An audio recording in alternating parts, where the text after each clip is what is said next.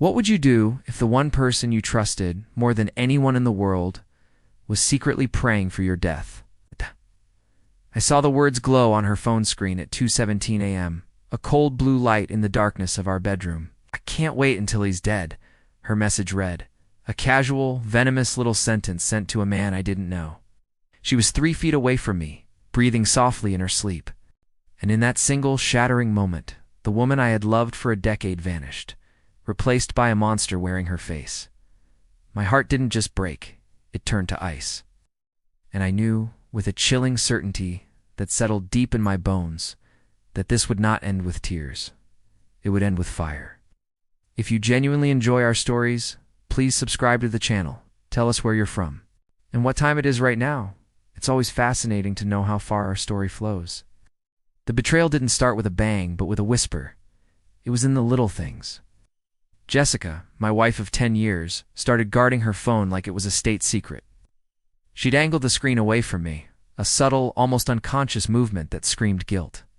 Then came the late nights at the office. The hushed phone calls she'd taken in the other room, her voice a low murmur I couldn't quite decipher. She became cold, distant, a stranger in our own home. When I'd ask if something was wrong, she'd look at me with a chilling emptiness in her eyes and say, "I'm just tired, Mark. You're imagining things." She was a master of manipulation, turning my concern into a weapon against me, making me feel like I was the one going crazy. The villains, her and whoever was on the other end of those calls, felt untouchable, wrapped in a bubble of arrogance and deceit. The emotional break came on a rainy Tuesday in Chicago. I was driving down Michigan Avenue, the city lights blurring through the water-streaked windshield. I had found a receipt from a hotel near O'Hare, a place we had never been to together, tucked away in her glove compartment. It was dated for a night she was supposedly at a work conference. The dam I had built inside me finally broke. I pulled over, the car idling on a quiet side street, and I just shattered. The sobs came out raw and ugly, the kind that tear you apart from the inside out. It was the humiliation, the sheer disrespect of it all.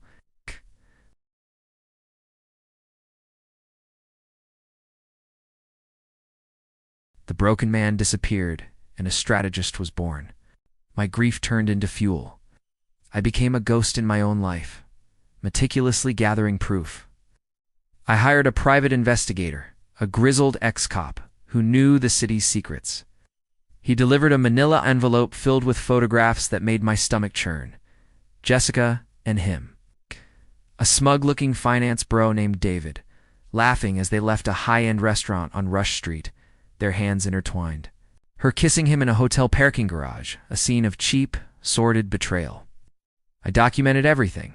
Text messages I recovered using software, bank statements showing lavish gifts I never received, and the most damning piece of evidence, a recording from a small device ID planted in her car. It captured her conversation with David, her voice dripping with contempt as she talked about me. "He's so clueless," she'd laughed. "But his life insurance policy is worth a fortune, just a little longer." That was the phrase that sealed her fate. I could, until he's dead. With my evidence compiled in a neat, undeniable stack, I set my traps. I contacted a shark of a divorce lawyer, a woman known for leaving her opponents with nothing but the clothes on their backs. We quietly moved all our joint assets into a trust that Jessica couldn't touch. We prepared a lawsuit against David for alienation of affection. A legal maneuver designed to hit him where it hurt, his wallet and his reputation at his prestigious firm. The final piece of the plan was social annihilation.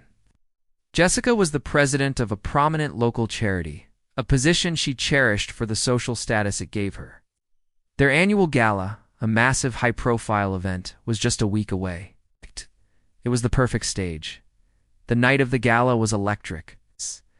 The ballroom of the Drake Hotel was filled with Chicago's elite, all dressed in their finest.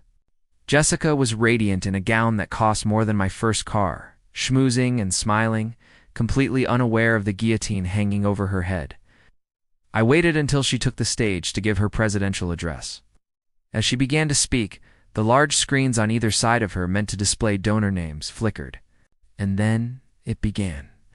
A photo of her and David kissing in that grimy parking garage filled the screens. The room fell silent. Then a collective gasp. Her smile froze. The audio from her car conversation filled the ballroom, her own voice echoing her treachery. "I can't wait until he's dead." She broke down right there on the stage, a pathetic, whimpering mess, as the crowd stared. Their faces a mixture of shock and disgust. Security escorted her out as I stood silently at the back of the room, feeling nothing but a cold, hollow victory. She was ruined. Legally, she got nothing. Socially, she was a pariah. David was fired and buried in legal fees. I never saw her again after that night. Sometimes when the city is quiet and the rain is falling, I think about that woman who slept beside me for a decade. The monster who wore her face is gone, but the ghost of the woman I loved still haunts the edges of my memory.